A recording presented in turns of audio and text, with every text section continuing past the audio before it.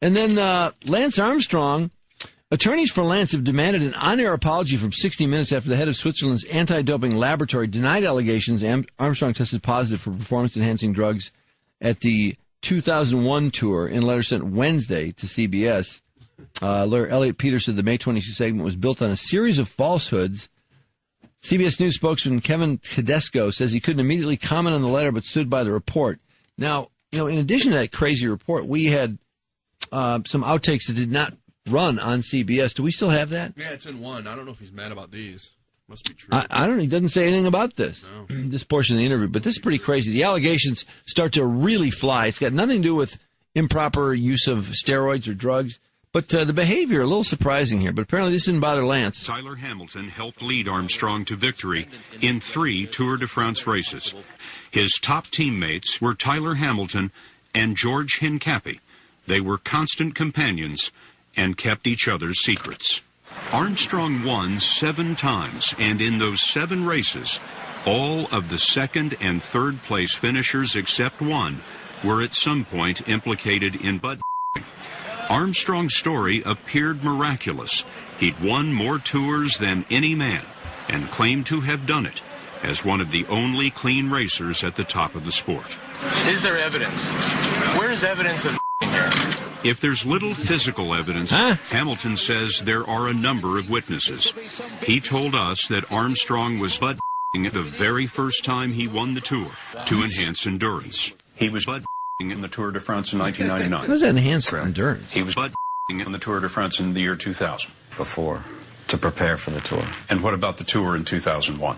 During the tour. What did you actually witness?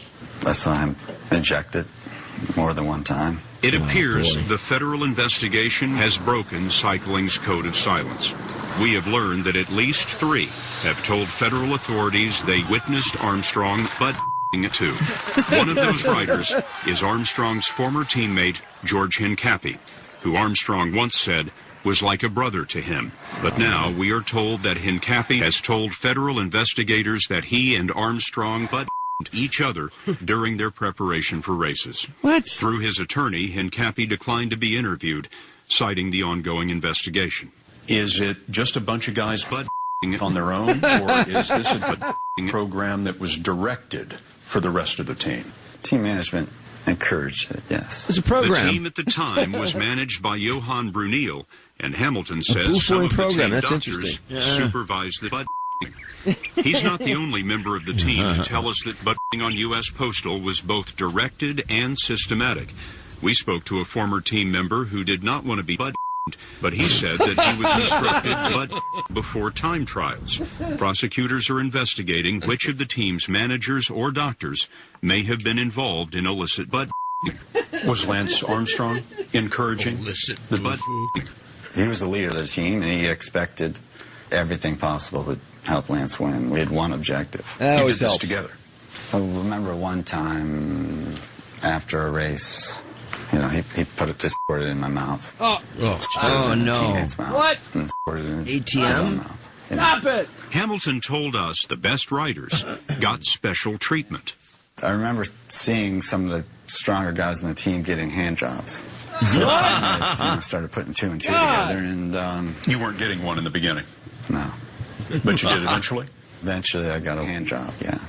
I'm sad to say it. That's not an edit. It was also an honor that, wow, like they think I'm good enough to be with the A-team hand job guys. Frankie Andrea was on the team the following year. I got tired of having guys like in my butt. Training alone wasn't doing it, and I think that's how many of the other riders during that era felt. I mean, you kind of didn't have a choice. Hamilton says he first encountered butt-f***ing in the year 2000 as he and Armstrong were preparing for the Tour de France. He says that he was instructed by Armstrong to join him on a private jet for a flight to Valencia, Spain. When you arrived in Spain, what happened? We were quickly driven to a hotel. They instructed us to lie down on the bed. Did you see Armstrong getting the butt? Yeah. You know, Lance Armstrong has dismissed everyone who has spoken out against him as having an axe to grind. He says they have no credibility. And he might say that you have no credibility and that the only reason you're speaking out now is because the government gave you a deal. What do you say to that? On the truth, and yeah, I'm sure he'll come out with accusations. And to Lance, I feel bad that I had to go here and do this, but I think at the end of the day, like I said, long term, the sport's going to be better off for it.